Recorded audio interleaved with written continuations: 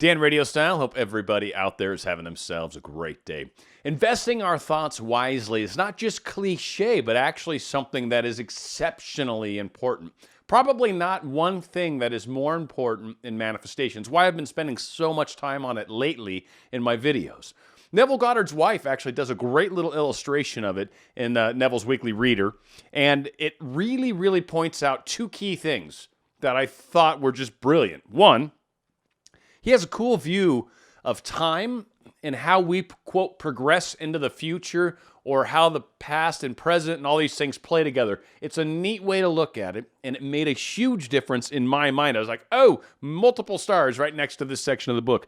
The other thing that was super cool is he gives a couple really good examples of how spending time versus investing time, or spending money, investing money, the same concepts. But he gives good examples of both. And a lot of us, with our internal dialogues, with the things that we're thinking about, with the conversations that we have throughout the day, tend to invest a lot of our time in conversations that are spending rather than investing. And the difference is key. Spending is something that you've already got that you're not really replenishing.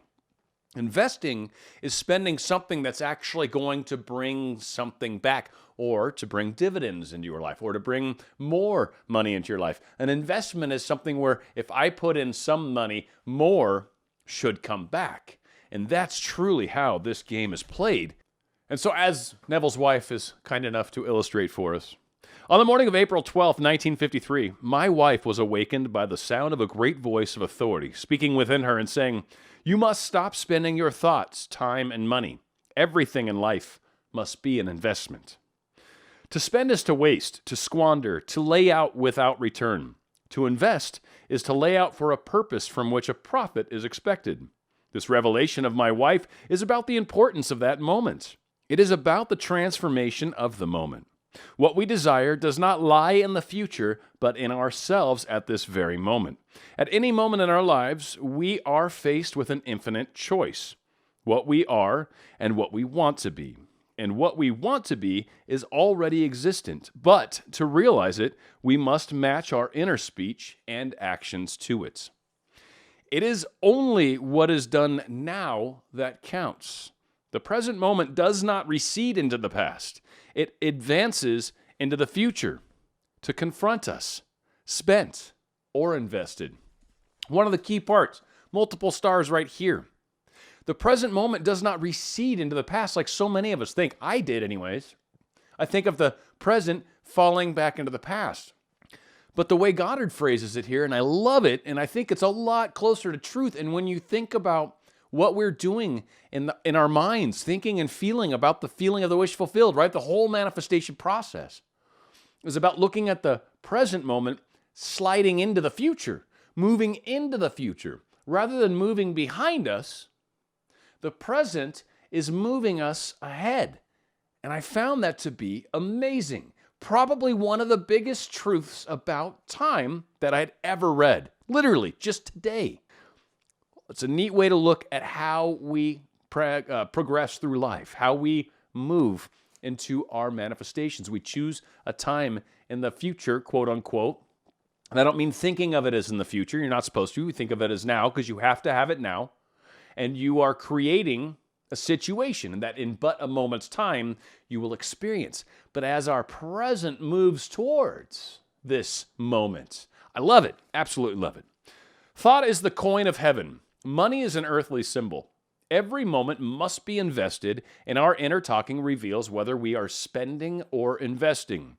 Be more interested in what you are inwardly saying now and what you have said by choosing wisely what you think and what you feel now.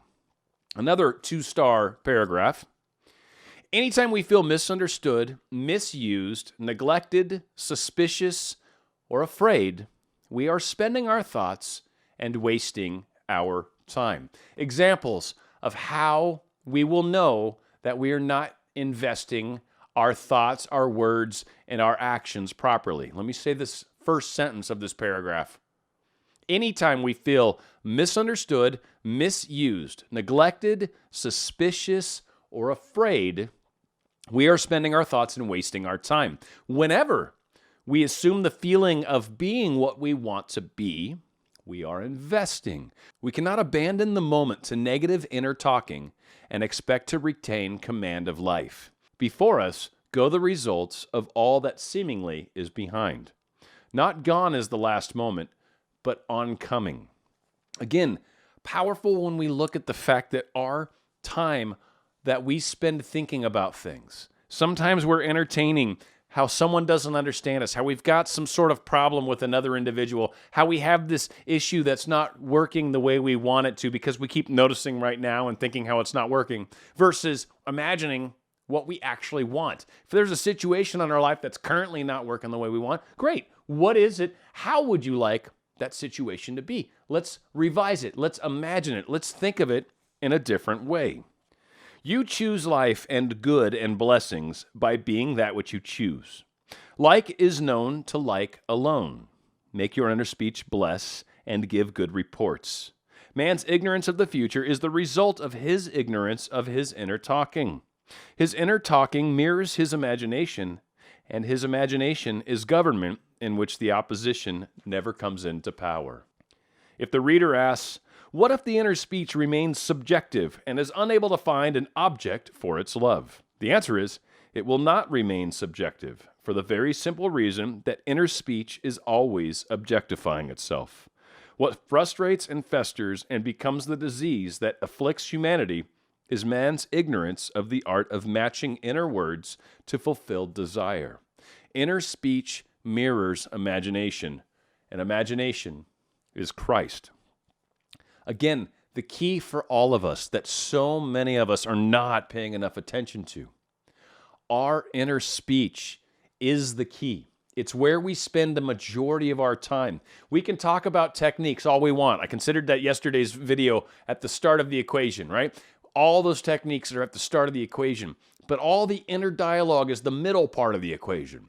If we're screwing that up, the end, which is the outward to the world, the manifestation, that's the third part of the equation.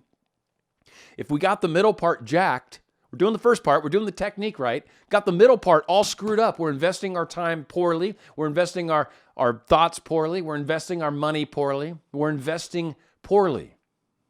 And instead of investing properly, investing in what we would like to happen, investing in our future, letting our present moment slide into our future with our blessings, with our intention.